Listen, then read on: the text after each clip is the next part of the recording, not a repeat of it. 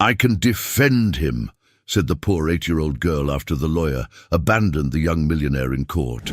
"Before anything else, let's see how connected we really are. What's one thing you can see from your window right now?" The gavel was about to fall when a small voice cut through the tense silence of the Manhattan courthouse like a blade through silk. "I can defend him!"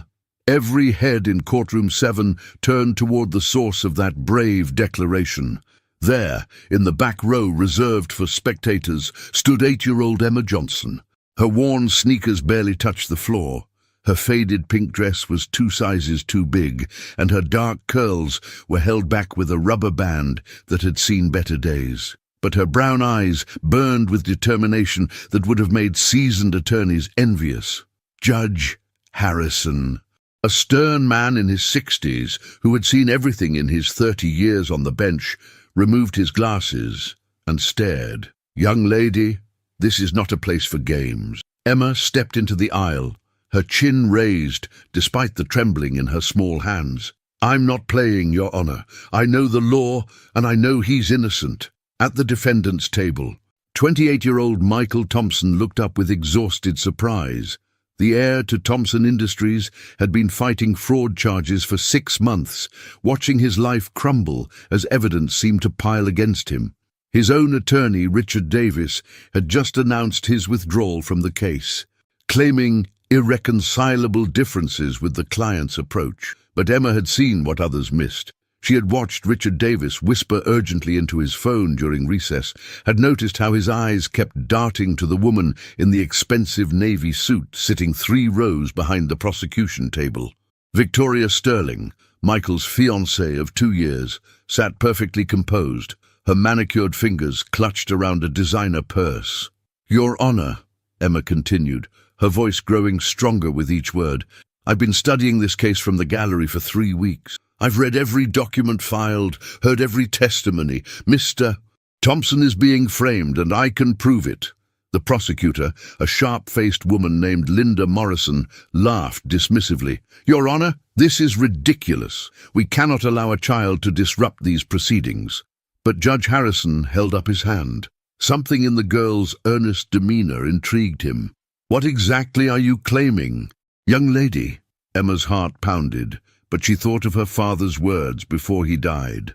"Emma, honey, sometimes the smallest voice can speak the loudest truth." Robert Johnson had been a paralegal before cancer took him 2 years ago, and he had filled Emma's young mind with legal knowledge most adults never acquired. "I'm claiming conspiracy, Your Honor. Mr. Davis didn't withdraw because of differences with his client. He withdrew because someone paid him to fail, someone who stands to gain everything if Michael Thompson goes to prison." Victoria Sterling's composed mask slipped for just a moment, her knuckles whitening around her purse handle. Michael leaned forward, hope flickering in his green eyes for the first time in months. "How could you possibly know?" "Because," Emma interrupted, pulling a small notebook from her dress pocket, "I've been taking notes, and lawyers aren't the only ones who can recognize when something doesn't add up." Judge Harrison studied the determined child before him. In all his years, he had never encountered such an unusual situation. "Young lady, what is your name?"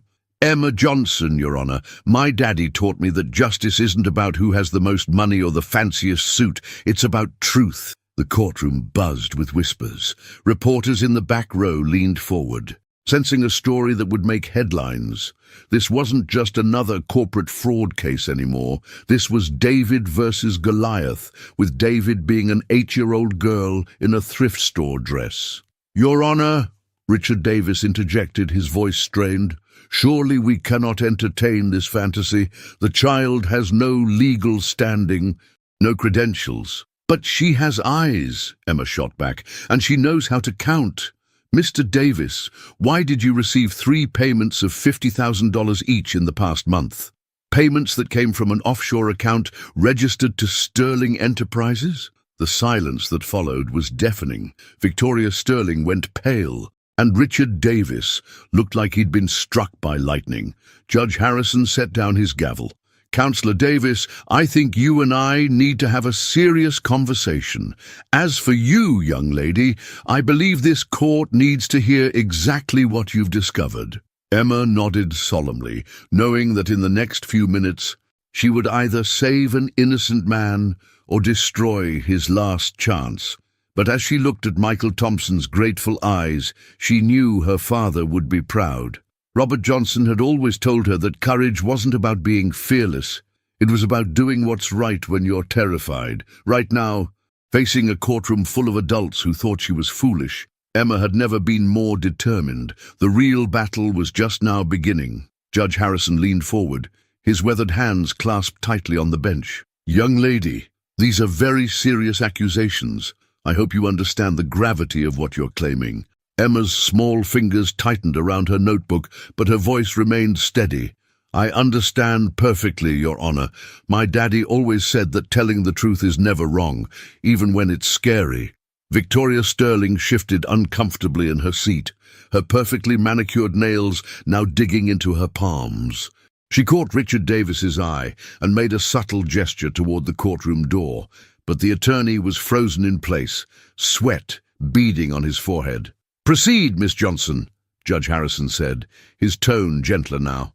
"Tell us what you've observed." Emma opened her worn notebook, pages filled with her careful handwriting in purple ink.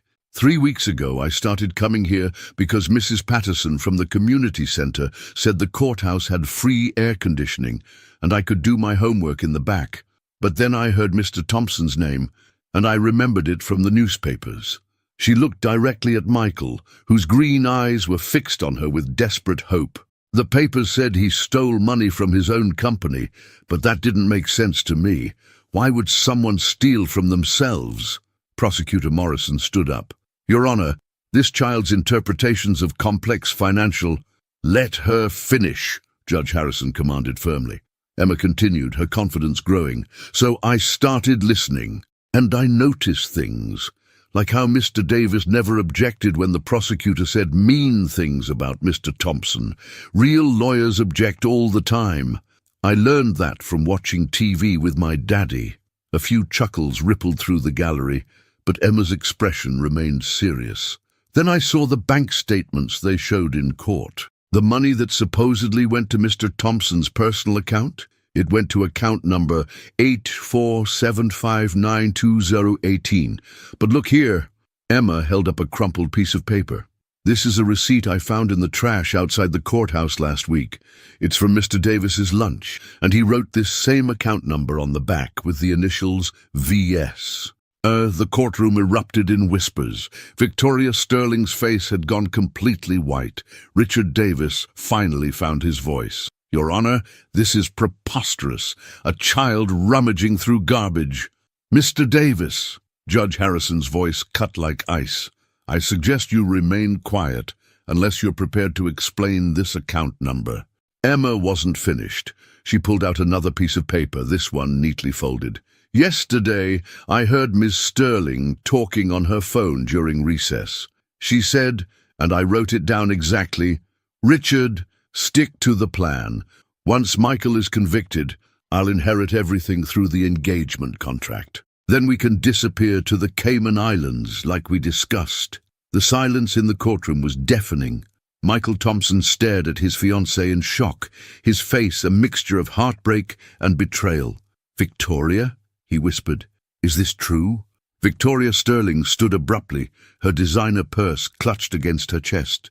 "This is ridiculous. A child's fantasies and coincidences." "Then you won't mind if we examine your phone records," Emma said quietly, "because I also wrote down the exact time of that call. Yesterday at 2:47 p.m. during the afternoon recess." Judge Harrison was already reaching for his gavel. "Bailiff, I want Ms. Sterling's phone secured immediately. Mr. Davis, you will surrender all financial records related to this case." But Victoria was already moving toward the exit, her heels clicking frantically against the marble floor. "I don't have to listen to this nonsense." "Miss Sterling, you will stop right there," Judge Harrison commanded. But Victoria was pushing through the crowd of stunned spectators. Emma suddenly gasped, pointing toward the defendant's table. Mr. Thompson, look in your briefcase. The blue folder. Check the blue folder. Michael, still reeling from the revelations, mechanically opened his briefcase and pulled out a blue folder he'd never seen before. Inside were documents, forged signatures, fake transactions, all bearing his name. "I've never seen these before," he said, his voice hollow. "Because Miss Sterling planted them there," Emma exclaimed.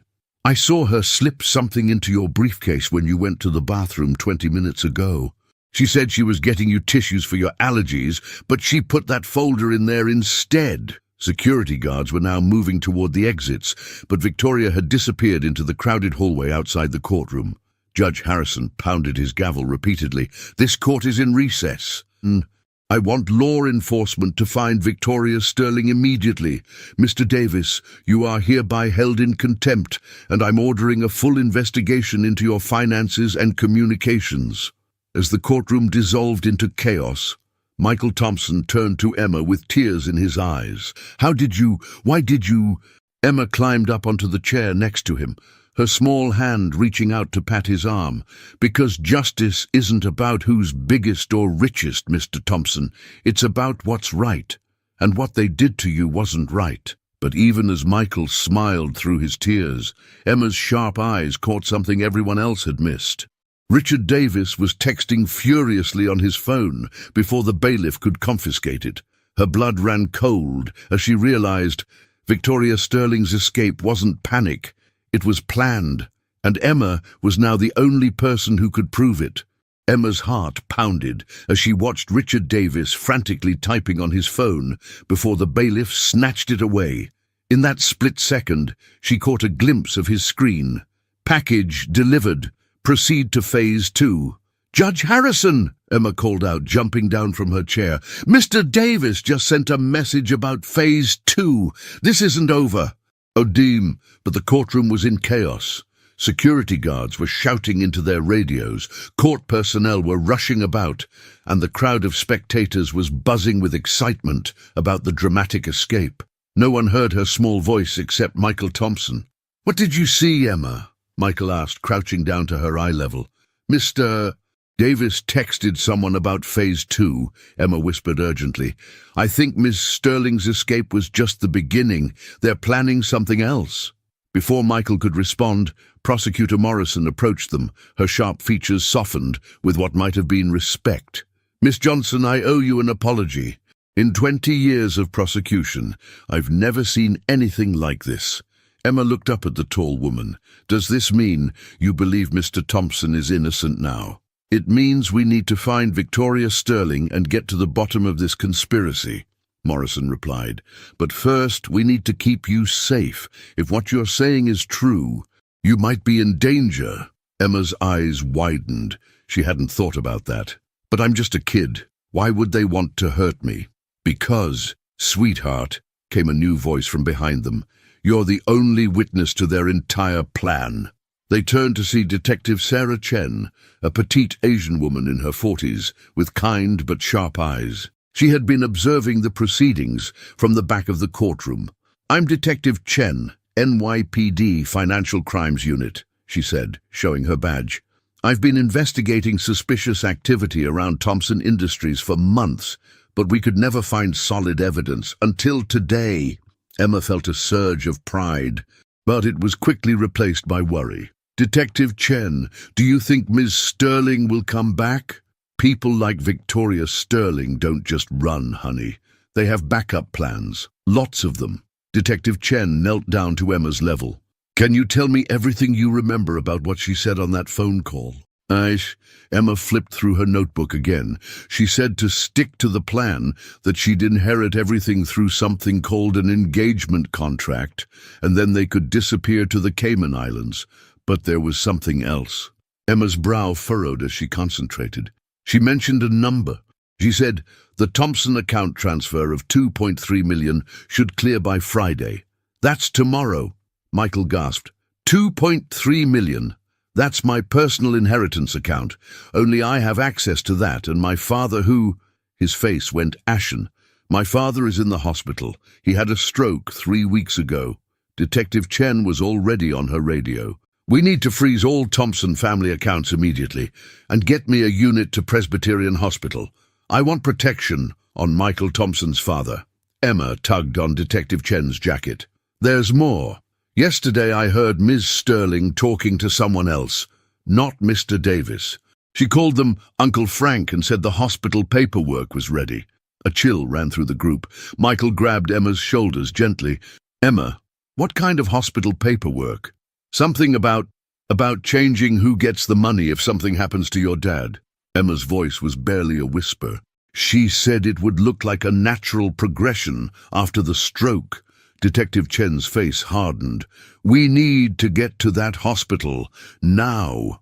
As they rushed out of the courtroom, Emma noticed something that made her blood freeze.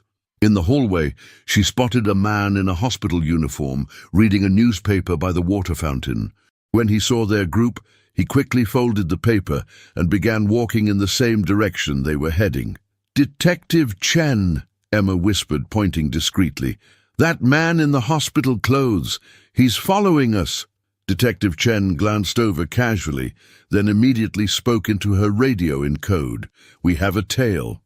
Grey scrubs, 6'2", headed east on level 3. But when they turned the corner, the man had vanished. "He's gone," Michael said, looking around nervously. Emma shook her head, her young mind processing the patterns she'd learned to recognize. "He's not gone. He's getting ahead of us." She looked up at Detective Chen with frightened but determined eyes. "They know we figured it out. They're going to try to stop us from reaching the hospital." As if on cue, Detective Chen's radio crackled. "All units, be advised. Presbyterian Hospital just reported a power outage in their administrative wing. Security cameras are down." Tup! Emma's notebook fell from her trembling hands as the terrible realization hit her. "They're not just stealing Mr. Thompson's money," she whispered. "They're going to hurt his daddy to make sure they get away with it." And somewhere in the maze of Manhattan's busy streets, Victoria Sterling was watching their every move, waiting for the perfect moment to strike back at the little girl who had destroyed her perfect plan. The taxi ride to Presbyterian Hospital felt like the longest 20 minutes of Emma's life. She sat squeezed between Michael and Detective Chen, watching the city blur past while her mind raced with terrible possibilities. "Detective Chen," Emma said quietly, "what if we're already too late?" "We won't be," Detective Chen replied firmly, but Emma could see the worry in her eyes. "My partner is already at the hospital making sure Mr. Thompson Sr. is safe." Michael stared out the window, his hands clenched into fists. "I should have seen it. 2 years I was with Victoria. And I never suspected." His voice cracked. "She was at the hospital every day after Dad's stroke. Said she wanted to help with the paperwork." Emma's notebook was open on her lap, and she was frantically writing down everything she could remember. "Mr. Thompson, did Ms. Sterling ever ask you to sign papers you didn't read?" Michael's face went pale. "Last week. She said they were get-well cards for Dad, but..." He pulled out his phone and started scrolling through his photos. "I took a picture of myself signing them because she said it would be sweet to show Dad later." He handed the phone to Detective Chen, who immediately forwarded the image to her team. "Good thinking, Michael. Emma, this is exactly the kind of evidence we need." The taxi pulled up to the hospital's main entrance, and Emma felt her stomach drop. Through the glass doors, she could see people in hospital uniforms moving with unusual urgency. "Something's wrong," Emma whispered. Detective Chen was already on her radio as they rushed through the automatic doors. "Chen here. What's the status on Thompson Sr.?" The voice that crackled back made Emma's blood freeze. "Detective, we have a problem. Mr. Thompson's medical chart shows that someone attempted to change his medication schedule 20 minutes ago. The nurse on duty stopped it just in time." They hurried to the elevators, but Emma suddenly grabbed Detective Chen's arm. "Wait! Look at the directory board!" Everyone turned to see what Emma was pointing at. The hospital directory showed that William Thompson was in room 847, the same number sequence as the bank account Emma had discovered in Davis's notes. "That's not a coincidence," Michael breathed. "No," Detective Chen agreed grimly. "They've been planning this for months. As the elevator doors opened on the 8th floor, Emma's sharp eyes immediately spotted something that didn't belong. At the nurse's station, a woman in scrubs was rapidly typing on a computer, but her fingernails were perfectly manicured, just like Victoria Sterling's. "There!" Emma pointed. "That's not a real nurse." The woman at the computer looked up at Emma's voice, and for one terrible moment, their eyes met. It was Victoria Sterling, wearing a blonde wig and hospital scrubs, her face twisted with rage at being discovered by the little girl who had ruined everything. Victoria grabbed something from the nurse's station and ran toward the stairwell. But not before Emma saw what she had taken, a syringe filled with clear liquid. "She's got medicine," Emma shouted. "She's going to hurt Mr. Thompson." Detective Chen was already calling for backup, but Victoria had a head start. Emma made a split-second decision that would haunt her for years to come. She broke away from the group and ran after Victoria, her small legs carrying her faster than any adult expected. "Emma, no!" Michael called after her, but she was already through the stairwell door. Emma's sneakers echoed against the concrete steps as she raced upward, following the sound of Victoria's heels above her. She could hear Victoria talking angrily on her phone. "The plan's blown. The kids saw everything. We need to finish this now and get out." By the time Emma reached the 10th floor, she was gasping for breath, but she could see Victoria just ahead, pushing through the door to the cardiac intensive care unit. Emma followed, her heart pounding not just from running, but from the terrifying realization of what Victoria intended to do. The CICU was dimly lit and eerily quiet. Emma crept forward, staying low behind the nurse's station. She could see Victoria approaching room 1047, where an elderly man lay sleeping peacefully, surrounded by beeping machines. Emma had never seen William Thompson before, but she knew immediately this was Michael's father.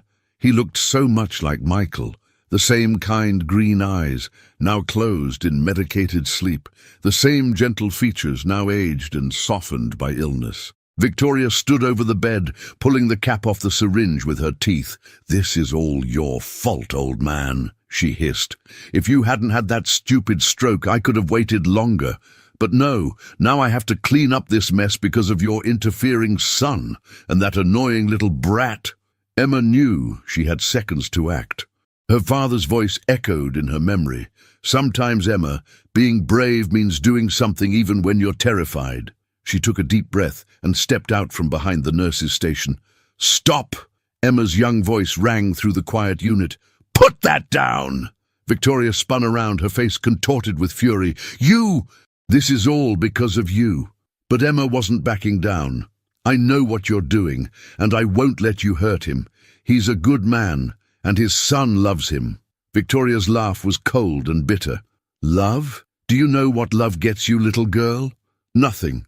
I spent 2 years pretending to love Michael Thompson, and for what? To watch him waste his family's fortune on charity and kindness." She raised the syringe. "Well, no more." Emma's hand was already reaching for the emergency call button on the wall, but Victoria was closer to William Thompson's IV line. It was a race against time, and Emma realized with growing horror that she might not win. Emma's hand slammed down on the emergency call button just as Victoria lunged toward William Thompson's IV line. Alarms began blaring throughout the cardiac unit, but Victoria was already inserting the syringe into the medication port. "Too late, little brat!" Victoria snarled, pressing down on the plunger. But Emma had one more trick up her sleeve, something she'd learned from watching her father work with medical equipment during his cancer treatments. She grabbed the IV tubing below the injection site and kinked it hard, stopping the flow of whatever poison Victoria had injected. "What did you—" Victoria started. But Emma was already shouting at the top of her lungs. "Help! Somebody help! She's trying to kill him!" The CIQ erupted into activity. Real nurses came running from every direction. Security guards poured through the doors, and Emma could hear Detective Chen's voice shouting orders from the stairwell. Victoria realized her plan had failed and made a desperate grab for Emma. "You've ruined everything! I'll make you pay for this!" But Emma was small and quick. She ducked under Victoria's reaching arms and ran toward the approaching security guards. She poisoned his IV. I stopped the flow, but you need to flush the line. Dr. Martinez, the head of cardiology, took one look at the scene and immediately began barking orders. Get me a new IV line, stat. Security, restrain that woman, and someone get this child to safety. Victoria fought like a wild animal as the security guards tried to handcuff her. You don't understand. That old man is worth millions. I deserve that money more than his spoiled son. Detective Chen burst through the doors with Michael right behind her. Emma, are you hurt? Emma ran into Michael's arms, finally allowing herself to shake with the terror of what had just happened. I'm okay, but your dad, she put something bad in his medicine, doctor. Martinez was already examining William Thompson, who had begun to stir slightly from all the commotion. The child's quick thinking may have saved his life. Whatever was in that syringe, very little of it made it into his system. Michael knelt down to Emma's level, tears in his eyes. Emma, you risked your life for my father. I don't know how to thank you. You don't have to thank me, Emma said softly. That's what families do for each other. And you're my friend now, so that makes us family. Detective Chen was already processing the scene, taking photos of the syringe and interviewing witnesses. Victoria Sterling, you're under arrest for attempted murder, fraud, conspiracy, and about 6 other charges I'll think of on the way to the station. As they led Victoria away in handcuffs, she turned back to Emma with pure hatred in her eyes. This isn't over, little girl. I have friends you've never dreamed of. People who don't like children who interfere with business. Emma felt a chill run down her spine. But she stood tall. My daddy taught me that bad people always make threats when they're scared, and you look really scared to me. Dr. Martinez finished his examination of William Thompson and turned to the group. He's going to be fine. No permanent damage. In fact, he paused, looking puzzled. This is odd. His neurological responses are actually better than they've been since the stroke. It's almost as if what? Michael asked urgently. As if someone had been deliberately keeping him sedated beyond what was medically necessary. Dr. Martinez frowned. I'll need to review his medication charts from the past 3 weeks. Emma pulled out her notebook and flipped to a page near the back. Doctor, would this help? She handed him a piece of paper she'd found in the hospital trash can during one of her visits. I found this when I was throwing away my juice box last week. It has Ms. Sterling's signature and something about maintaining cognitive suppression levels. Now, Dr. Martinez's eyes widened as he read the document. This is medical malpractice of the highest order. This woman has been deliberately keeping this man in a medically induced fog to prevent him from making coherent decisions about his finances. Michael sank into a nearby chair, overwhelmed. So she's been slowly killing my father for weeks, and I never knew. Emma climbed up onto the chair next to him. But we stopped her, Mr. Thompson. And your daddy is going to get better now. Look, he's already starting to wake up. Indeed, William Thompson's eyes were beginning to flutter open, and for the first time in weeks. They seemed clear and focused. Michael? The old man's voice was weak but unmistakably lucid. Son, is that you? Michael grabbed his father's hand, tears streaming down his face. Yes, Dad. I'm here. We're both here. This is Emma. She's the little girl who saved your life. William Thompson turned his gaze to Emma, and she saw the same kind green eyes that his son had inherited. Hello, Emma. Thank you for taking care of my boy. Emma felt warm all over. You're welcome, Mr. Thompson. Your son is very brave. He's been fighting to prove he didn't steal any money. William's face darkened. Stealing? Michael would never. Wait. You or she? His eyes sharpened with returning awareness. Victoria, she made me sign papers. I couldn't think clearly, but she kept insisting. Detective Chen stepped forward. Mr. Thompson, we're going to need your help to make sure Victoria Sterling and her accomplices pay for what they've done. But first you need to rest and recover. As the medical team worked to flush William's system and adjust his medications, Emma noticed something that made her stomach drop. Through the window, she could see a black sedan parked across the street from the hospital, and even from the 10th floor, she could make out a figure watching the building through binoculars. Victoria Sterling's threats hadn't been empty after all. Emma was about to discover that saving Michael and his father was only the beginning of a much larger and more dangerous game. Emma tugged on Detective Chen's sleeve, her eyes fixed on the window. "Detective, there's someone watching us from across the street." Detective Chen followed Emma's gaze and immediately stiffened. "Michael, take Emma and your father to the secure wing, now." But before they could move, Emma's sharp eyes caught something else, something that made her blood freeze completely. "Detective Chen," she whispered, "look at the man by the elevator." A tall man in an expensive suit had just stepped off the elevator, and he was walking directly toward William Thompson's room with the confident stride of someone who belonged there. But Emma recognized him from the courthouse. He had been sitting in the back row during the trial, always taking notes. "That man was at the trial every day," Emma said urgently. "He's not supposed to be here." Detective Chen's hand moved to her weapon. "Security to the 10th floor, CICU now," she spoke into her radio. But the man had heard her and was already turning around, revealing a face that made Emma gasp. It was Judge Harrison, but not the kind, grandfatherly judge from the courtroom. This man's eyes were cold and calculating, and when he saw Emma pointing at him, his expression turned murderous. "Hello, Miss Johnson," Judge Harrison said, his voice now stripped of all warmth. "You've been quite the little detective, haven't you?" Emma instinctively stepped behind Michael, but her mind was racing. "You're not supposed to be here. Judges don't visit hospitals." "Very observant, child, but then again, you've always been too observant for your own good." Judge Harrison reached into his jacket and Detective Chen immediately drew her weapon. "Don't move!" Detective Chen commanded. Judge Harrison laughed but kept his hands visible. "Relax." "Detective, I'm not here to hurt anyone. I'm here to make a business proposition." Michael stepped forward, still holding his father's hand. "What kind of business proposition?" "The kind that keeps little Emma here safe and sound," Judge Harrison replied smoothly. "You see, Victoria Sterling was just a small part of a much larger operation. We've been systematically acquiring valuable properties and assets from wealthy families across the city. The Thompson fortune was simply next on our list."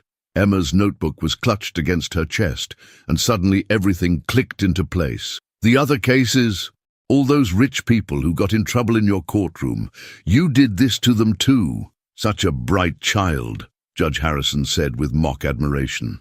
"Yes, Emma. The Henderson family lost their pharmaceutical company. The Rodriguez estate was liquidated after the patriarch was convicted of tax evasion.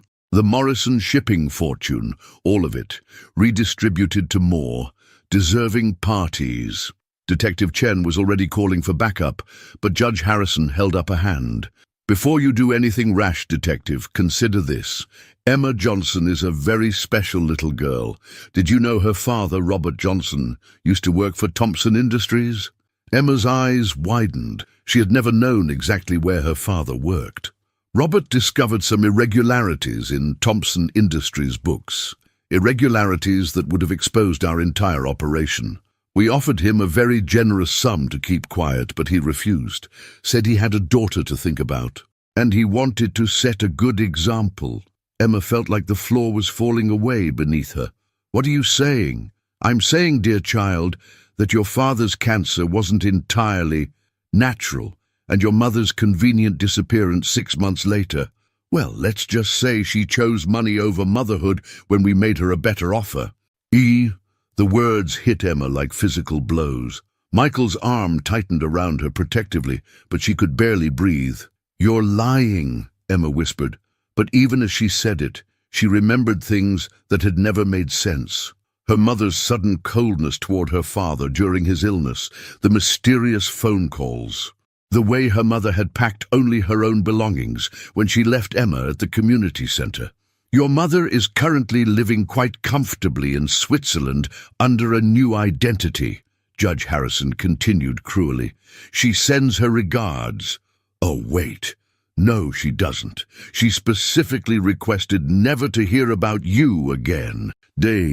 Emma felt tears burning her eyes, but through her pain, her analytical mind was still working. If this is all true, then why are you telling me? Why not just— She couldn't finish the sentence. Because you, my dear Emma, are now going to help us complete what we started. You see, your little heroics tonight have actually worked in our favor.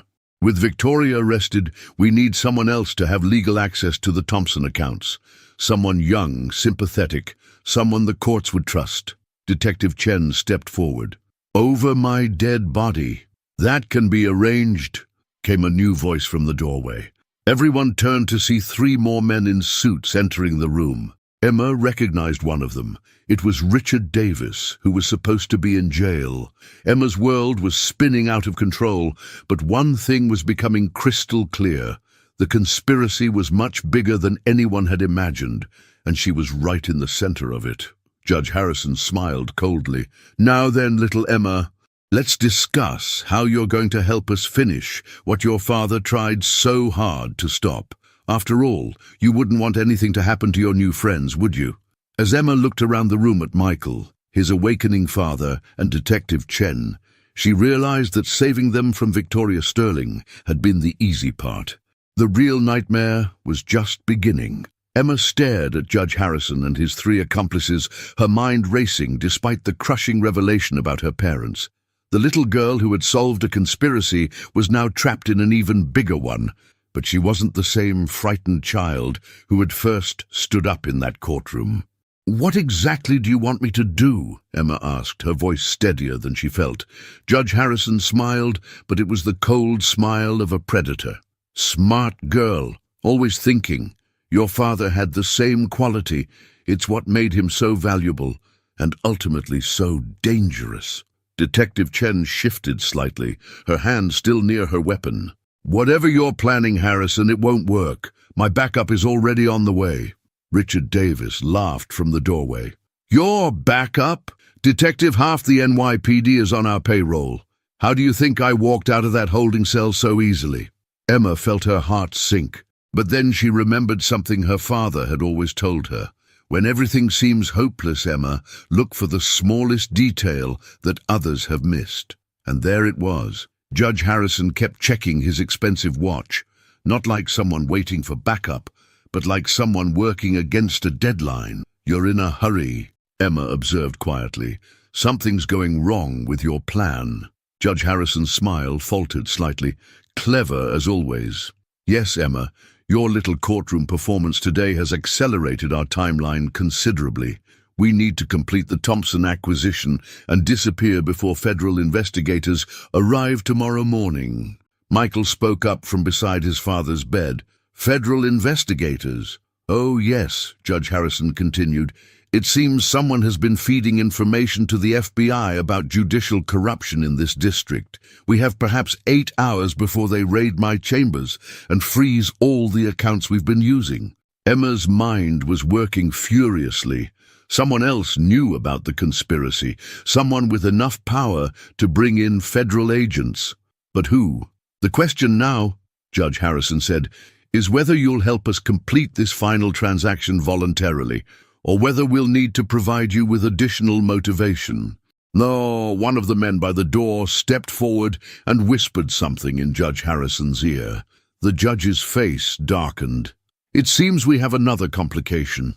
Detective Chen, it appears your partner has been asking uncomfortable questions about tonight's events.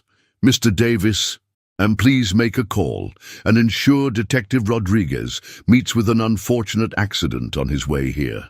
No, Emma shouted, then caught herself. She needed to be smarter. I mean, I'll help you, but I want to know exactly what you need me to do first. Judge Harrison studied her carefully. You'll testify tomorrow that Michael Thompson confessed to you about additional hidden accounts. You'll say he told you the location of offshore funds that we've already prepared. With your testimony, we can seize the remaining Thompson assets legally. Emma nodded slowly, but her sharp eyes had caught something crucial. Judge Harrison's expensive watch wasn't just any watch. It had an engraving on the side that she could just make out. To Frank, love always. Margaret. Frank. Victoria had mentioned Uncle Frank in one of her phone calls. Judge Harrison was the Uncle Frank that Victoria had been reporting to. I need some time to think about exactly what I'm going to say, Emma said carefully, and I want to make sure Mr. Thompson and his dad are going to be safe. Of course, Judge Harrison said magnanimously. You have until 6 a.m. tomorrow. The hearing is at 8 a.m. sharp. He gestured to his men. Mr. Davis will stay here to ensure our new young witness remains motivated. As Judge Harrison and 2 of his men left, Emma felt the walls closing in, but she also felt something else, a spark of the same determination that had carried her through everything so far. Richard Davis settled into a chair by the door, clearly planning to watch them all night. But he had made one crucial mistake. He had underestimated the power of an 8-year-old girl who had learned that sometimes the smallest person in the room could change everything. Emma caught Detective Chen's eye and made a tiny gesture toward her notebook. Detective Chen nodded almost imperceptibly. The real battle was about to begin, and this time, Emma wasn't fighting alone. The hours crawled by in William Thompson's hospital room. Richard Davis sat by the door, alternating between checking his phone and glaring at Emma, who appeared to be sleeping curled up in the chair next to Michael. Detective Chen dozed fitfully in another chair, her hand never far from her weapon. But Emma wasn't sleeping. Her mind was working through every detail she had observed, every conversation she had overheard, every clue she had gathered over the past 3 weeks. More importantly, she was remembering things about her father that she had never understood before. Robert Johnson had been more than just a paralegal.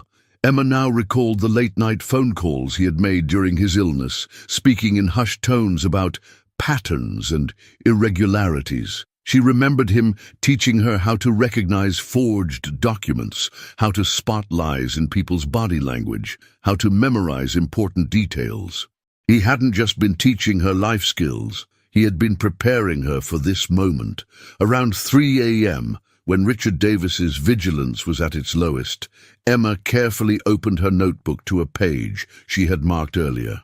Written in her father's handwriting she had practiced copying for years, was a phone number and a single word: insurance. Emma had found this page tucked inside one of her father's old legal books 2 years ago, but she had never understood what it meant. Now, looking at the number, she recognized the area code, Washington, D.C. While pretending to adjust her position in the chair, Emma managed to catch Detective Chen's attention. Using sign language that her father had taught her for emergencies, she spelled out FBI. Detective Chen's eyes widened slightly, but she gave no other indication that she had understood. Emma then pointed to her notebook and mouthed silently, "My dad knew." Over the next hour, Emma carefully communicated her plan to Detective Chen using a combination of sign language and barely perceptible gestures. It was risky, dangerous, and depended on split-second timing, but it was their only chance. At 4:15 a.m., William Thompson began to stir more actively as the last of Victoria's sedatives left his system. His movements woke Michael, who immediately went to his father's side. "Dad, how are you feeling?"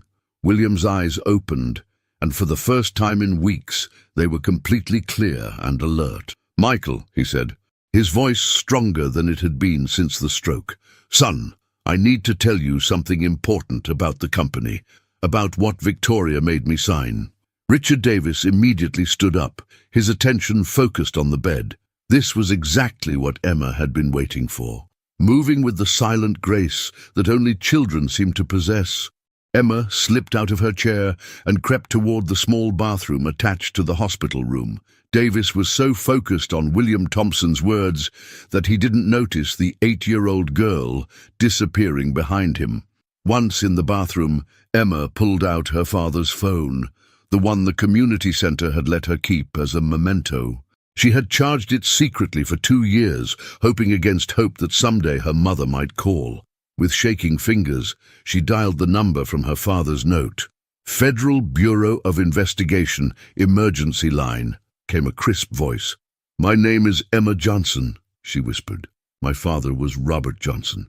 He left me a note that said to call this number if Judge Harrison ever tried to hurt people. There was a pause, then the voice became urgently interested. Emma, stay on the line. Are you in immediate danger? Yes, I'm at Presbyterian Hospital, room 1047. Judge Harrison is stealing money from families, and he killed my daddy, and he's going to make me lie in court tomorrow, and... Emma, slow down. We know about your father. He was one of our informants. We've been building a case against Harrison's operation for 3 years. Emma felt her knees go weak. My daddy was helping the FBI. Duh, he was a hero, Emma. And if you're calling this number, it means you're in terrible danger. We have agents 3 minutes away from your location. Emma heard Richard Davis's voice getting louder outside the bathroom door. Where's the girl? They found me, Emma whispered into the phone. Emma, listen carefully. Get to the main elevator and press the emergency stop button. Our agents will reach you there. Can you do that? Emma nodded, even though the person on the phone couldn't see her. Yes. She hung up and carefully opened the bathroom door. Richard Davis was looking around frantically, and Detective Chen was on her feet, hand on her weapon. She can't have gone far, Davis was saying. The kid's probably hiding somewhere in this room. Emma took a deep breath, remembering her father's words. Sometimes, Emma, the bravest thing you can do is trust in the plan, even when you can't see how it will work out. She stepped out of the bathroom. I'm right here, Mr. Davis. Davis spun around, relief and anger warring on his face. Don't ever do that again, you little... His words were cut off by the sound of the elevator doors opening down the hall, followed by authoritative voices saying, FBI, nobody move. Emma smiled for the first time in hours. I think my daddy's friends are here. The final phase of Robert Johnson's plan was finally in motion. The hospital corridor erupted into controlled chaos as FBI agents in tactical gear spread out through the 10th floor. Emma heard Agent Rodriguez, Detective Chen's partner, who was very much alive and now revealed to be an undercover federal agent, coordinating the operation over the radio. Richard Davis went pale as he realized the trap had been sprung. This is impossible. The kid has been working with federal agents longer than you've been stealing from families, Detective Chen said with satisfaction, finally dropping her exhausted pretense. Did you really think we'd let an 8-year-old face this alone? Emma felt overwhelming relief, but also confusion. Detective Chen, you knew about my daddy? Your father was a brave man, Emma. When he discovered the financial irregularities at Thompson Industries, he didn't just report them to local authorities. He went straight to the FBI. He's been feeding us information about Harrison's operation for months before he died. Agent Sarah Mitchell, a tall woman with kind eyes, entered the room and knelt down to Emma's level. Hi, Emma. I'm Agent Mitchell. Your dad talked about you all the time. He was so proud of how smart and brave you were. Emma felt tears welling up. But Judge Harrison said my daddy was killed because he wouldn't take money. No, Judge Harrison told you a lot of lies tonight, sweetheart. Your father died of cancer, just like you thought. But before he died, he made us promise to watch over you and to stop Harrison's operation. Agent Mitchell's voice softened. He knew that if something ever happened to him, Harrison might try to use you to get to the Thompson family. Michael looked stunned. So everything that happened in court today was Emma following her instincts and her father's training, combined with federal agents positioning themselves to catch Harrison in the act, Agent Mitchell explained. When Emma stood up in that courtroom, she triggered a plan that's been 3 years in the making. Richard Davis made a desperate lunge toward the window, but 2 agents were already there to restrain him. As they cuffed him, Emma noticed something fall from his pocket, a small recording device. He was recording everything, Emma observed. The whole time we've been talking, he was recording it. Now, Agent Mitchell picked up the device and smiled grimly, which means we now have Judge Harrison on tape, admitting to murder, bribery, and conspiracy. Davis probably thought he was protecting himself, but he just handed us the final piece of evidence we needed. William Thompson, now fully alert and sitting up in bed, spoke for the first time since the agents arrived. "Agent Mitchell, I need you to know that Victoria Sterling forced me to sign documents while I was medicated. I had no idea what I was agreeing to." "We know, Mr. Thompson. Those documents will be declared invalid, and all your assets will be restored." Agent Mitchell turned back to Emma. "But there's something else you should know, Emma, about your mother." Emma's heart clenched. She had been dreading this moment. "Judge Harrison lied about that too. Your mother didn't abandon you for money. She was threatened. Harrison's people told her that if she didn't disappear, they would hurt both you and her. She thought she was protecting you by staying away."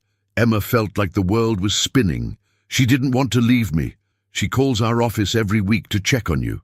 She's been living in a safe house in Oregon, not Switzerland." "And Emma," Agent Mitchell smiled, "she's on her way here right now." Oh, the emotions crashing over Emma were too much to process. Relief, joy, confusion, and exhaustion all battled for control. Michael reached over and squeezed her hand. "Emma, you saved my family," he said softly. "But more than that, you finished what your father started. You brought down an entire criminal operation." Emma looked around the room at Detective Chen, Agent Mitchell, Michael, and his recovering father. "I couldn't have done it alone." "That's the point, sweetheart," Agent Mitchell said.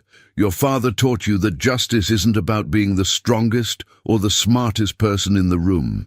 It's about good people working together to do what's right." Agent Rodriguez's voice crackled over the radio.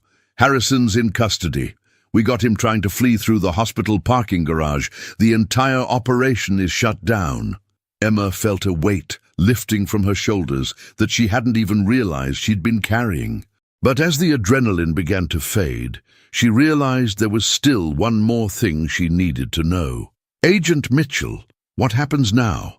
Do I go back to the community center?" Agent Mitchell exchanged a look with Michael and his father. "Actually, Emma, the Thompson family has made a request that might interest you." Emma looked at Michael, who was smiling through tears. "Emma, would you like to come live with us, my dad and I? We'd like you to be part of our family. For real, this time." For the first time in 3 weeks of drama and danger, Emma Johnson, the brave little girl who had taken on corruption and won, was completely speechless. 3 months later, Emma stood in the witness box of a different courtroom, this one filled with FBI agents, federal prosecutors, and some of the most important legal minds in the country. But she wasn't nervous anymore. She had learned that telling the truth, no matter how scared you were, was always the right choice. "Miss Johnson," said Federal Prosecutor Williams, a kind woman who had spent weeks preparing Emma for this moment, "can you tell the court about the first time you suspected something was wrong with Mr. Thompson's case?" Emma looked out at the packed courtroom. In the front row sat Michael and William Thompson, now fully recovered and back to running his company. Beside them sat Detective Chen, Agent Mitchell, and most importantly, a woman with Emma's same dark curls and brown eyes, her mother, Sarah Johnson. The reunion 3 months ago had been everything Emma had hoped for and more. Her mother had held her for hours, explaining through tears how she had been forced to disappear to protect Emma, how she had watched from afar as Emma grew up brave and smart and kind, how proud she was of the little girl who had grown up to be a hero. "I knew something was wrong," Emma said clearly into the microphone, "because Mr. Thompson's lawyer wasn't acting like a real lawyer. Real lawyers fight for their clients. They object to unfair questions. They don't let prosecutors say mean things without speaking up." In the defendant's section, Judge Harrison sat in handcuffs, his face a mask of rage and defeat. Beside him, Richard Davis looked small and defeated. Victoria Sterling, transported from her prison cell for the trial, stared at the floor. "And what made you suspect that Judge Harrison was involved?" Prosecutor Williams asked gently. Emma pulled out her notebook, now a key piece of evidence in the federal case. "I started noticing patterns. Judge Harrison's cases all seemed to end the same way, with rich families losing their money, and he kept checking his watch during the trial, like he was worried about time running out. Very observant." And Emma, can you tell the court about the night at the hospital? Emma's voice grew stronger as she recounted the events. She had told this story dozens of times now to FBI agents, prosecutors, and psychologists, but it never got easier to remember how scared she had been. Judge Harrison told me that my daddy was murdered because he wouldn't take their money. But that wasn't true. Later, Agent Mitchell told me that my daddy died of cancer, just like I always knew. Judge Harrison was trying to scare me into helping them. The defense attorney for Harrison stood up. Objection, Your Honor. Hearsay. Federal Judge Patricia Wong, who had been brought in from another district to ensure fairness, looked down at Emma kindly. The objection is noted, but given the extraordinary circumstances of this case and the age of the witness, I'll allow the testimony. Emma continued her story, explaining how her father had trained her to notice details, how he had prepared her without her knowing it for the day when she might need to fight for justice. When she finished, the courtroom was completely silent. Even some of the FBI agents were wiping their eyes.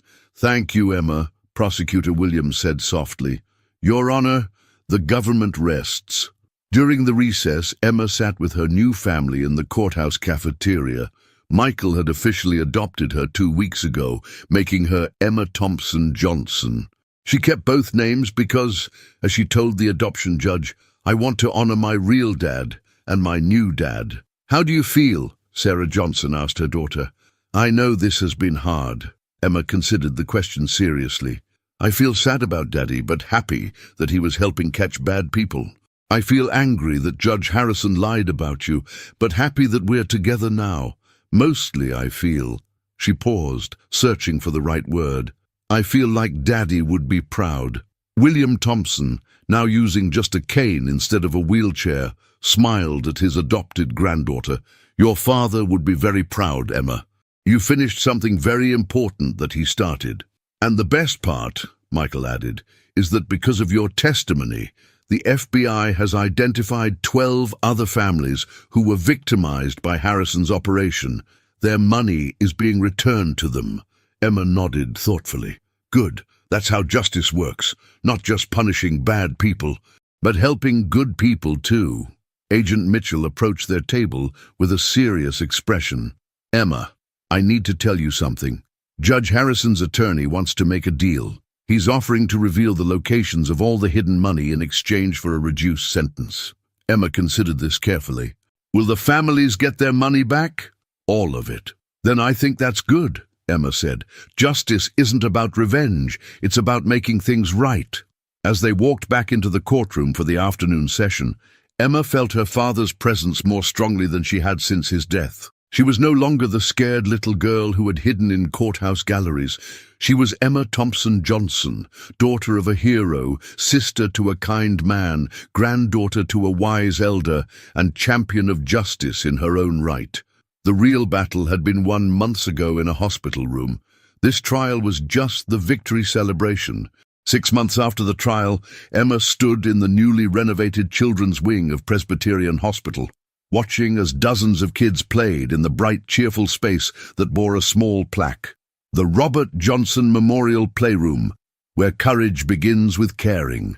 The wing had been funded by the recovered assets from Harrison's criminal operation, and Emma had insisted that part of it be dedicated to her father's memory. It seemed fitting that in the same hospital where she had saved William Thompson's life, children would now play and heal in a space honoring the man who had taught her that justice was worth fighting for. "Penny, for your thoughts?" Michael asked, approaching with 2 cups of hot chocolate from the hospital cafe. Emma accepted the warm cup gratefully. "I was thinking about something Judge Wong said after the sentencing. She said that sometimes justice takes a long time, but it always comes if good people don't give up." The sentencing had been comprehensive and satisfying. Judge Harrison received 35 years in federal prison. Richard Davis got 15 years and would never practice law again. Victoria Sterling received 20 years, with the possibility of parole in 12. Most importantly, every family that had been victimized by their operation had their assets restored with interest. "Speaking of good people not giving up," Michael said with a smile, "I have some news. The FBI called this morning. Emma looked up with interest. Good news or bad news? Definitely good. They've identified Harrison's operation as part of a larger national network. Your testimony and the evidence you gathered has helped them build cases in 6 other states. They estimate that over 200 families have been victimized by similar schemes. Emma felt a familiar stirring of her investigative instincts. Are they going to catch all of them? With your help, they might. Agent Mitchell wants to know if you'd be interested in reviewing some case files.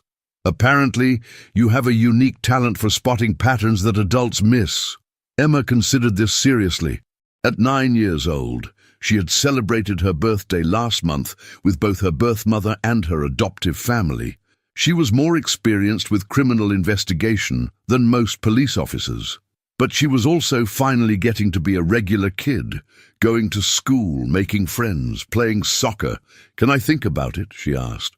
Of course. There's no pressure, Emma. You've already done more than enough. They walked through the hospital corridors, past the room where Emma had first confronted Victoria Sterling, past the CICU where she had saved William Thompson's life. The hospital felt different now, not scary and dangerous, but peaceful and hopeful.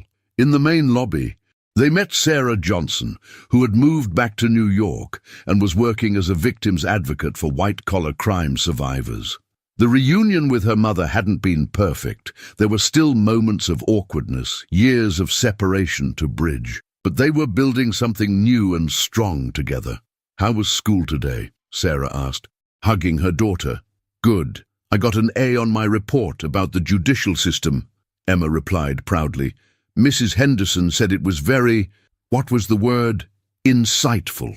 William Thompson approached from the elevator, moving easily now with just a slight favoring of his left side.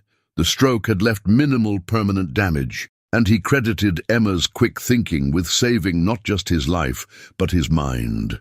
Emma, my dear, I have something for you, he said, producing a small, wrapped package. Emma opened it carefully to reveal a beautiful leather-bound journal, much nicer than her old notebook, with her initials embossed in gold, ETJ. For your next investigation, William said with a wink. Emma ran her fingers over the smooth leather. Thank you, Grandpa William. But I'm not sure there will be a next investigation. Maybe I just want to be a regular kid for a while. And that's perfectly fine, he assured her. But heroes don't stop being heroes just because they're not actively heroic. They're heroes because of who they are inside. As they left the hospital together, the Thompson-Johnson family, complete and whole, Emma reflected on everything that had happened since that day she had stood up in the courtroom and declared, I can defend him. She had learned that justice wasn't about being the smartest person in the room, or the strongest, or even the bravest. It was about caring enough to act when action was needed and being willing to stand up for what was right, even when it was scary. She had learned that families weren't just about blood relationships, but about people who chose to love and protect each other. Most importantly, she had learned that her father's legacy wasn't just the work he had done for the FBI, but the values he had instilled in her. Courage, compassion, and an unshakable belief that truth would always triumph over lies if good people refused to give up. Agent Mitchell had been right. The real battle had been won in that hospital room. Everything since then had just been making sure the victory stuck. Emma Thompson-Johnson, age 9, veteran crime fighter and newly minted regular kid, was ready for whatever came next. 1 year later, Emma stood once again in a courthouse, but this time she was there by choice, not necessity.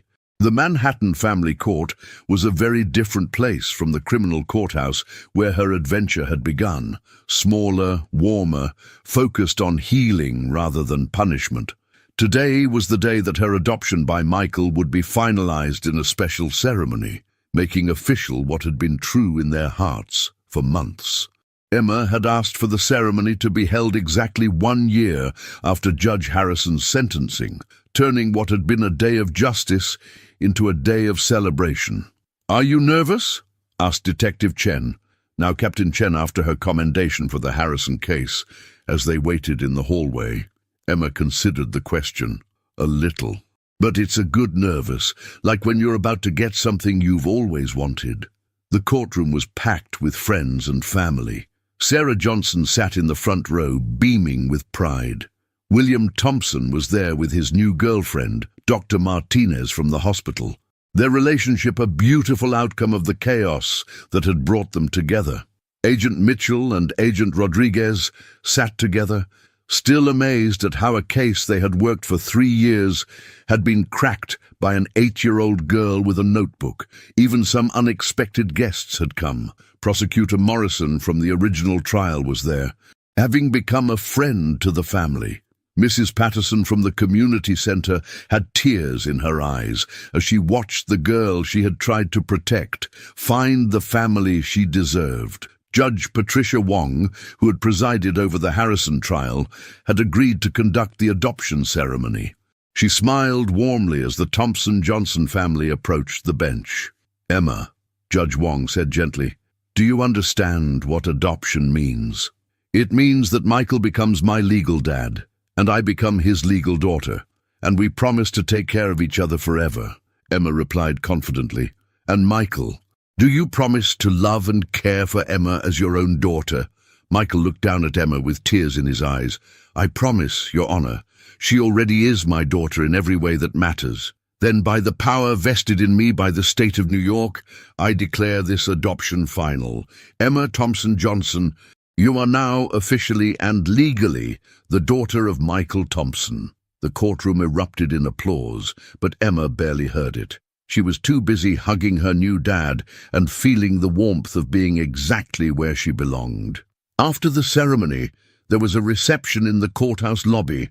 Emma moved through the crowd, accepting congratulations and feeling overwhelmed by how many people cared about her. But the most meaningful moment came when Agent Mitchell pulled her aside. "Emma, I have something to tell you.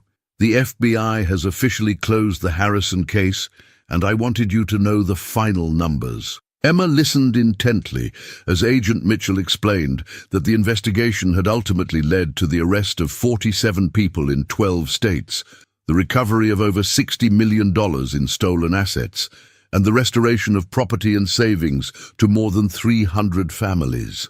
"And it all started," Agent Mitchell said, "with a little girl who noticed that a lawyer wasn't fighting hard enough for his client." Emma felt a deep sense of satisfaction, but also something else, a sense of completion. The work her father had started was truly finished. "Agent Mitchell, can I ask you something?" "Of course." "Do you think my daddy would be proud of how everything turned out?" Agent Mitchell knelt down to Emma's level, just as she had that first night in the hospital. "Emma, your father would be amazed. He spent months gathering evidence and building trust with our team. But you accomplished in 3 weeks what we couldn't do in 3 years. You brought justice, not just to the Thompson family, but to hundreds of families we didn't even know had been hurt." Emma nodded, feeling a deep peace settle over her. "Good, that's all I ever really wanted." As the reception wound down, the Thompson-Johnson family gathered for photos. Emma stood between Michael and her mother, with William beside them, surrounded by all the people who had helped them win the fight for justice and family. "So, what's next for us?" Michael asked, as they prepared to leave. Emma thought about the question seriously. "I think I'd like to finish being 9 years old, maybe learn to ride a bike, definitely get better at soccer, and maybe," she paused, "maybe when I'm older I could help other kids who need someone to stand up for them." "I think," said Sarah Johnson, "that sounds like a perfect plan." As they walked out of the courthouse into the bright New York sunshine, Emma Thompson-Johnson reflected on everything that had brought them to this moment. She had learned that heroes came in all sizes, that families could be built from love as much as blood, and that justice was not just about punishing wrongdoing, but about protecting the innocent and restoring what had been lost. Most importantly, she had learned that when someone you love teaches you to be brave, that bravery becomes part of who you are forever. The little girl, who had once stood up in a courtroom and declared, "I can defend him," was now surrounded by people who would defend her, just as she would always be ready to defend others who needed protection. Justice, Emma had discovered, wasn't just about winning one battle. It was about building a world where everyone belonged to someone, where truth mattered more than power, and where even the smallest voice could change everything. The real battle was never really over. But with good people fighting together, it was a battle that love would always win.